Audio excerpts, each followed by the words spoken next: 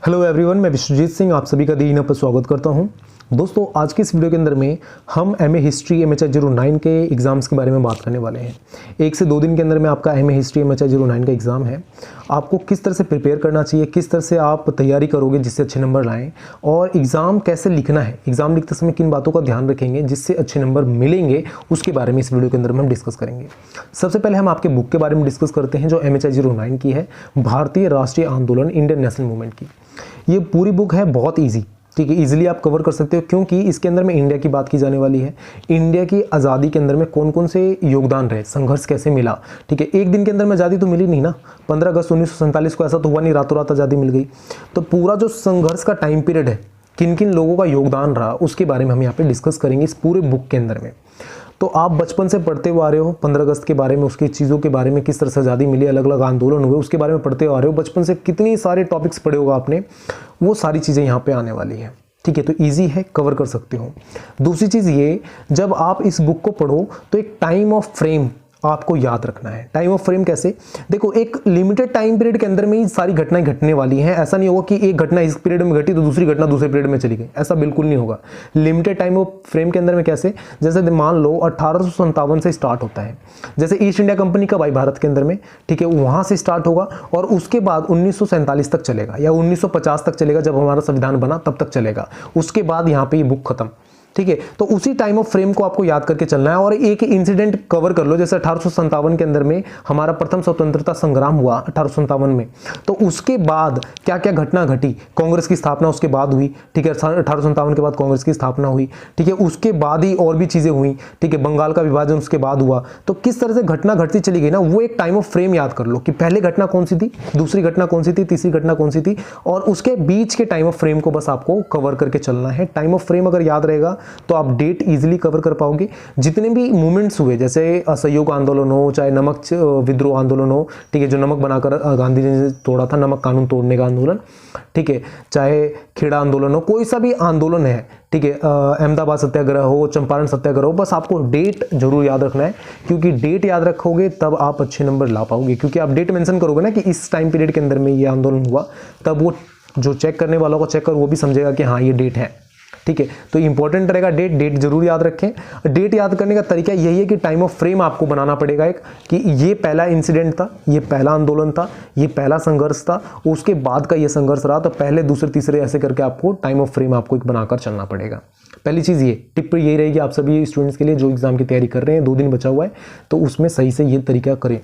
दूसरी चीज़ ये कि लिखने का जरूर एक बार ट्राई करें। जो भी आप घर पे बैठे हैं, खाली बैठे हुए, तो कोई भी एक क्वेश्चन पेपर पुराना उठाएं, उसको सॉल्व करें, लिखे जरूर, आंसर को जरूर लिख कर देखें। क्योंकि कई बार जब हम कोई भी मूवमेंट्स पढ़ते हैं, चाहे असहयोग आंदोलन हो, चाहे खिलाफत आंदोलन हो, कोई सा भी मूवमेंट्स आप पढ़ते हो, भारत छोड़ो आंदोलन हो, तो हम पढ़ने के लिए पढ़ लेते हैं कि ये चीज़ें हैं, मैंने समझाने के लिए समझा दिया कि ये चीज़ें आएंगी, पर जब आप लिखोगे तो उसमें टर्म्स कंडीशन चेंज हो जाते हैं, बहुत सारी जो कंडीशंस होते हैं वो चेंज हो जाते हैं।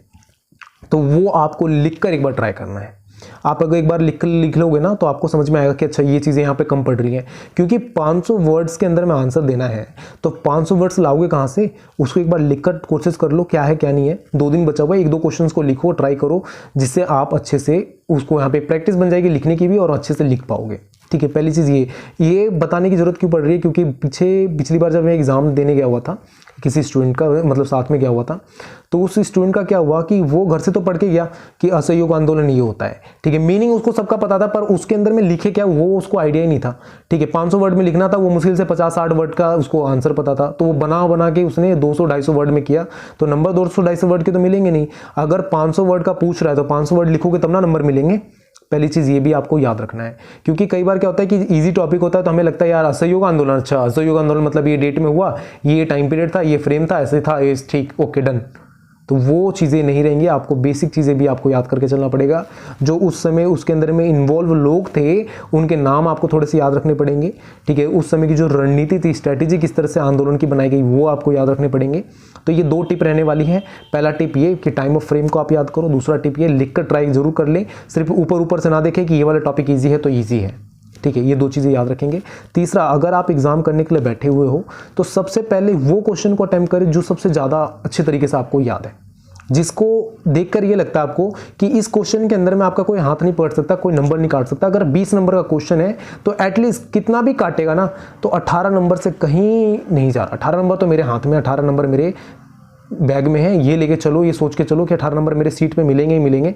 तब उस आंसर को सबसे पहले सॉल्व करो, फिर लास्ट में उस आंसर को लेके चलो जिसमें आपको थोड़ा डाउट हो कि यार ये इसका आंसर ये है, इसका डेट ये है, तो उसको लेके चलो।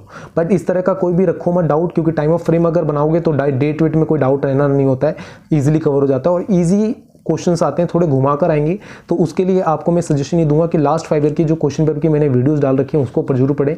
2018 से वीडियो होगी, ठीक है, उसको जरूर देखें और वो बहुत ज़्यादा बेनिफिट करने वाला है। पिछले कुछ सालों के क्वेश्चन पेपर को सॉल्व करें, वो बहुत बेनिफिट करने वाला है।